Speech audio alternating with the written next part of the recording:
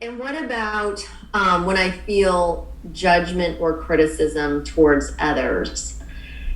That How just can I? means that just means that you did not recognize early stages of pebble in the shoe. In other words, here is this feedback. I know that the feedback will be different. And I know because the feedback of something is different, something that I observe is different, will get me to make the preferences. Not to stay there long to play quick question ping pong. In other words, this person is like this and this person is like that and this first person is like this and this second person is like that. In other words, you go and notice this person is like this. I understand this is different. This is giving me a new perspective. Because this person is different, this is giving me a new perspective. This might be even uncomfortable for me to observe, but it's giving me a new perspective. And because it's giving me a new perspective, I now know that from the moment of pebble in my shoe, from my curiosity to even talk to this person, pebble in the shoe experience that's happening right now, it's not forever. And therefore, if I feel like I'm still staying here too much in this question, I will politely excuse myself and I will get to the place of feeling more steady. But if I really feel steady, this does not bother me because I know I'm in the process of making preferences. Because what I know that at this moment, I'm creating the value. I'm now about to birth a new desire that will bring me so much satisfaction along the way and as well when I receive it. And so once you see really the value of that judgment or value of that, you don't stay there for a long time. Once you remind yourself that that is valuable, once that is your knowing, then you never really feel like your judgment or criticism is anything that it's really bad, anything that it's really something that you should never feel because it does not last long enough to catch your attention for you to ever bring it up.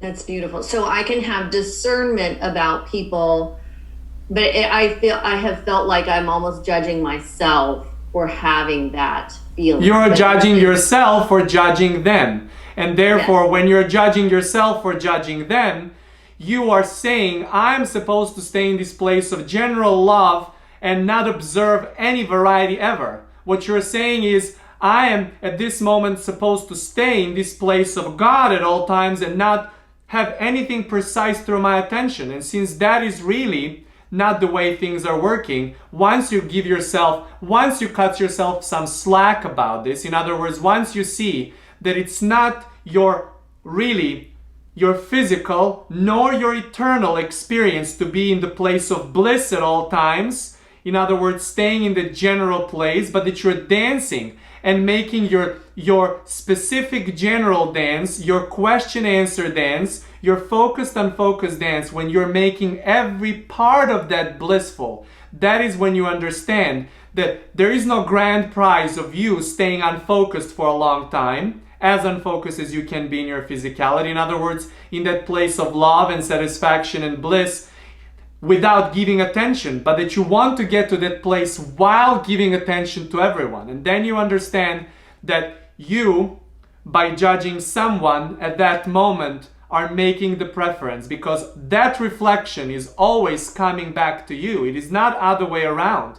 It is not that you are projecting, it is something is giving you the feedback about where you stand. And at all times, even when you feel like you're judging someone, you want to take a moment and understand that you're actually in the moment of making preference. And once you do that, as early as you catch that observing variety is preference making, and sometimes you stick around there for longer, and that can turn into a little bit of judgment or more into judgment.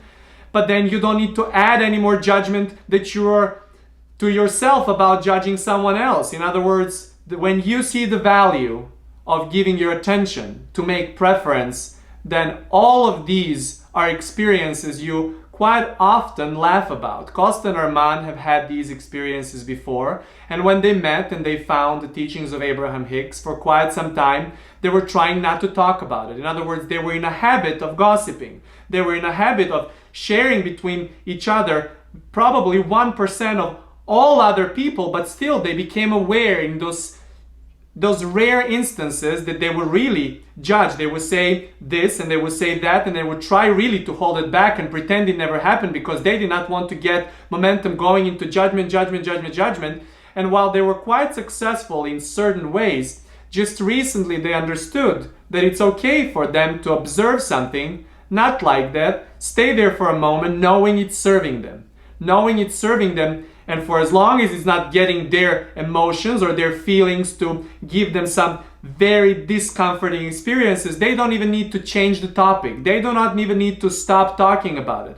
And it usually, in that looseness of the conversation, almost like a joking judgment of others based off of what they're observing. They are human after all too. And so as they're experiencing that lightness turns into seconds that used to be minutes or dozens of minutes, or for you might be hours at this time. You can get to that place where you see the quick value of that judgment for you about what is exactly that you want. It is also really safe to say that you giving attention to something that's different than what you know is a judgment. Everything you give your attention is a judgment. How long you stay there is really what makes the difference for your life experience to predominantly be comfortable or not so comfortable. Yes, and not to judge myself over it.